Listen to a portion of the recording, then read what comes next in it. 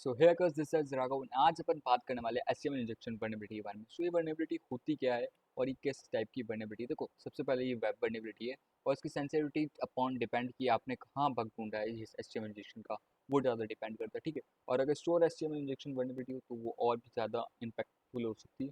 ठीक है, तो अपन चलते हैं बिन वेस्ट टाइम करें। सो आज अपन बात करने वाले हैं ओनली नॉर्मल एचटीएमएल, जिसको रिफ्लेक्ट एचटीएमएल भी बोला जाता है, रिफ्लेक्ट एचटीएमएल इंजेक्शन।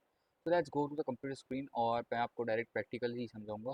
तो मैं यहाँ पर आ चुका हूँ, एक वेबसाइट है टेस्ट पीएचपी के नाम पे, मैं आपको दिखा देता हूँ। सर्च करना टेस्ट पीएचपी। सो ये पहली वेबसाइट आपके सामने खुल जाएगी आई थिंक। हाँ, सो ये पहली वेबसाइट आपके सामने खुल गई है।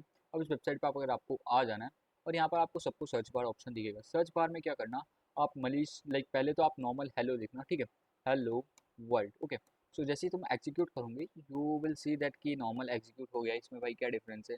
बट अब यहाँ पर सीरियसली बात ये आती है कि मैं इसको कोड्स के अंदर लिख के हेलो वर्ल्ड, ओके, सो मैं इसको कोड्स के अंदर लिख के रन भेजता हूँ तो क्या होता है इस वक्त, क्योंकि ये HTML कोड है। और ये अगर तुम वेबसाइट के अंदर भी जाओगे, मैं पैक करके दिखाता हूँ। तो वेबसाइट पूरी इस तरीके से बन रखी है। देखो, कहीं ना कहीं लिखा हुआ होगा H1 टैग, कोई से भी टैग्स होंगे, डिव टैग लिखे हुए। देखो, डिव टैग्स के अंदर कौन सा टैग है, डिव टैग ही बने हुए, पूरी डिव टैग से बनी हुई यूएल टैग दे रखा है इन्होंने। तो सब ये HTML कोड है। अब मैं HTML कोड अब उसकी खुद की वेबसाइट में एग्जीक्यूट करूँ और रन हो रहा है, तो इस वर्नेबिलिटी को HTML इंजेक्शन वर्नेबिलिटी बोल सकते हैं। ठीक है, तो अब तुम आए देखो, तुम बड़ा सा दिख रहा है HTML इंजेक्शन का मतलब जो अपन ने लिखा था हेलो वर्ल्ड। पुराने में मैंने क्या करा था, नॉर्मली हेलो वर्ल्ड लिखा था, बट उसमें अब मैंने यहाँ पर क्या करा है, उसको कोड के अंदर लिखा है हेलो वर्ल्ड को, तो वो यहाँ पर प्रॉपर्ली एग्जीक्यूट हो चुका है, तो इसको HTML इंजेक्शन वर्नेबिलिटी बोलते हैं।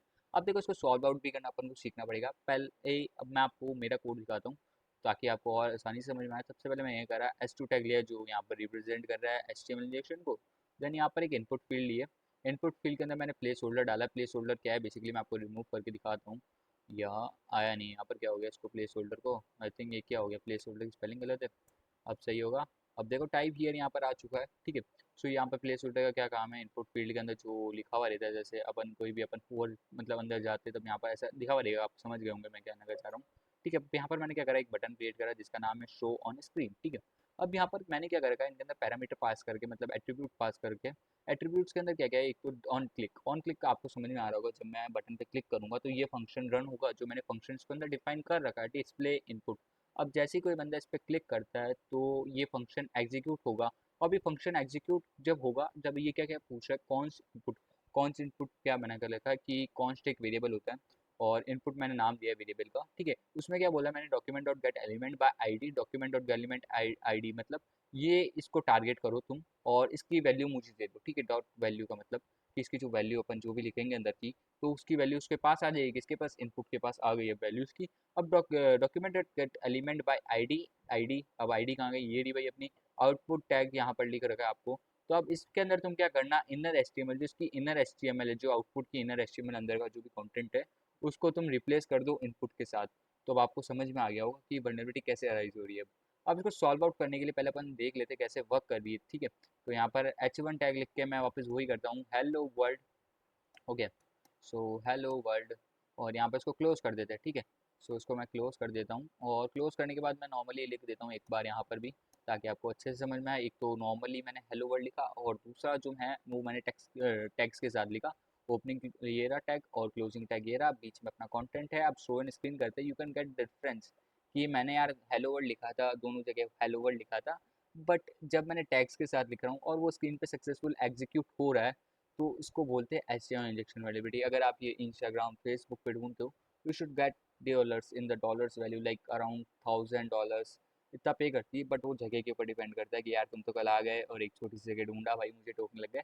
भाई देती है, डॉलर्स पे करती है बहुत बड़ी कंपनीज इस पे, अगर ही बग मिल जाता है इसको, क्योंकि अभी अपन ने नॉर्मल समझा, इसका एक्सप्लॉइट तुम जब करोगे ना फ्यूचर इन फ्यूचर, तो ये वनरेबिलिटी बहुत बड़ी वनरेबिलिटी हो जाती है। इसको तुम एक्सेस वनरेबिलिटी भी करवा सकते हो, HTML को एक्सेस भी करवा सकते हैं। ठीक है, तो अब यहाँ पर आ चुका है अपन जैसे। ठीक है, तो ये हो चुका है। अब मैं आपको सॉल्व आउट करने का बता रहा हूँ। सॉल्व आउट कैसे होगा, इसको बस इनर HTML है ना, इसको तुम इनर टेक्स्ट कर दो बस, और कुछ ही नहीं करना था। अब शो ऑन स्क्रीन भाई दोनों चल रहे हैं, एग्जीक्यूट साथ साथ हो रहे हैं। ठीक है, समझ गया आई होप कि अब इसमें कोई तुम्हारे को दिक्कत नहीं आई होगी। HTML इंजेक्शन पूरी तरीके से कंप्लीट हो चुका है, मतलब कंप्लीट तो नहीं हुआ यार, ये एक पूरा मैंने छोटा सा पार्ट पढ़ाया है HTML इंजेक्शन के। HTML इंजेक्शन के आई थिंक 4 तरह के होते हैं, एक तो रिफ्लेक्ट होता है, स्टोर होता है, और एक नॉर्मल कौन सा था, तीन या चार तरीके के और होते हैं एचटीएमएल इंजेक्शन वर्नेबिलिटी, कि उसको एक तो स्टोर हो जाता है, रिफ्लेक्ट हो जाता है, और दो तीन नाम और दे रखे हैं एक ही वर्नेबिलिटी के। तो आज के लिए इतना काफ़ी है। अगली बार अपन कुछ और वर्नेबिलिटी के बारे में समझेंगे, और मेरा इच्छा है कि वर्नेबिलिटी अगली बार बहुत एक्सेस की वर्नेबिलिटी के बारे में बात करते हैं, ठीक है। तो आज के लिए इतना काफ़ी है, थैंक यू।